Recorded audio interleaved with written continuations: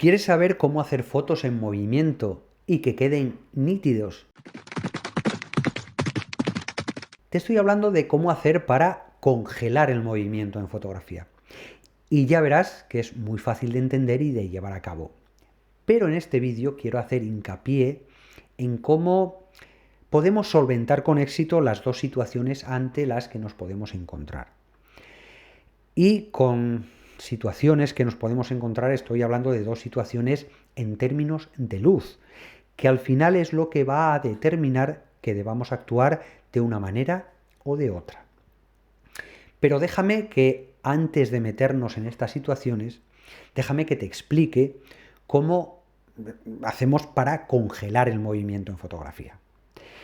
Y en este aspecto es una respuesta muy sencilla. Congelamos el movimiento en fotografía utilizando velocidades de obturación lo suficientemente rápidas para que eso ocurra. Es decir, adaptando la velocidad de obturación a la velocidad del objeto que estamos fotografiando. Y probablemente ahora te estés preguntando algo que en un momento dado todos nos hemos preguntado. A ver, José, ¿y cómo sé yo qué velocidad de obturación necesito en cada caso? ¿Hay tal vez alguna tabla de relaciones o algo parecido? Porque evidentemente no es lo mismo congelar el movimiento de una persona caminando que, por poner un ejemplo, una moto que pasa a toda velocidad. Y aquí me temo que la respuesta que te tengo que dar es no. No hay nada que hacer para esto excepto una cosa: experimentar en cada situación, ver los resultados y así sabremos la velocidad de obturación óptima para cada momento. Bueno, como digamos referencia te podría decir que en base a mi experiencia 1 partido de 250 podría ser suficiente para congelar el movimiento de una persona caminando y 1 partido por 500 cuando está corriendo. A partir de ahí nos toca lo que te he dicho antes: ensayo y error. Y ahora vamos a ver cómo salimos del paso en cada una de las dos situaciones que se nos pueden dar. Por cierto, y hablando de dar, también le puedes dar un me gusta a este vídeo, ¿verdad? Al final es gratis y me ayuda a decirle al señor YouTube que se lo enseñe a más gente. Muchas gracias, ¿vale? Ayudamos así a más personas a congelar el movimiento en fotografía. Bien, en estas situaciones nos vienen dadas, o estas situaciones nos vienen dadas por el tipo de luz con el que nos encontremos, o mejor dicho, por el control que tengamos de las condiciones de luz. Por un lado, podemos estar en un lugar en el que tengamos control total de la luz. Y esto es fantástico. Piensa en un estudio o en la habitación de una casa, por ejemplo.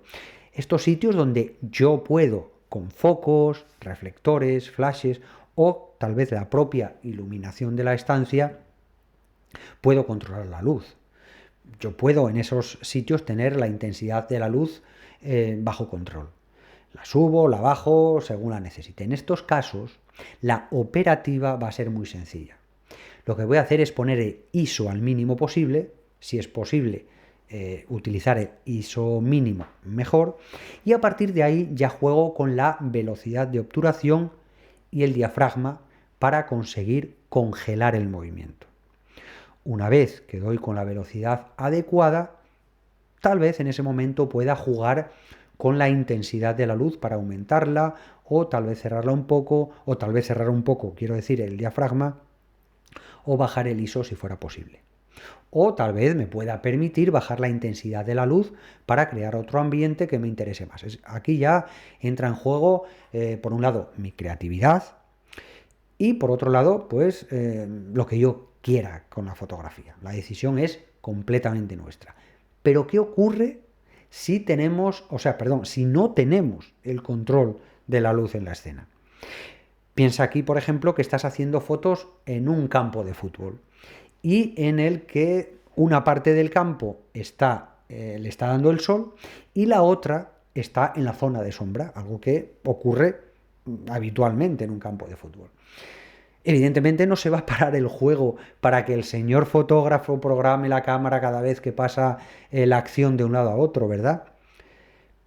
No. Por suerte para nosotros, podemos controlar esta situación también. ¿Cómo? Muy sencillo, ya lo verás. Son solo 3 pasitos. Lo primero, averiguar qué velocidad de obturación nos viene bien, es la adecuada, para conseguir congelar el movimiento de los jugadores, que es lo que nos interesa en este momento.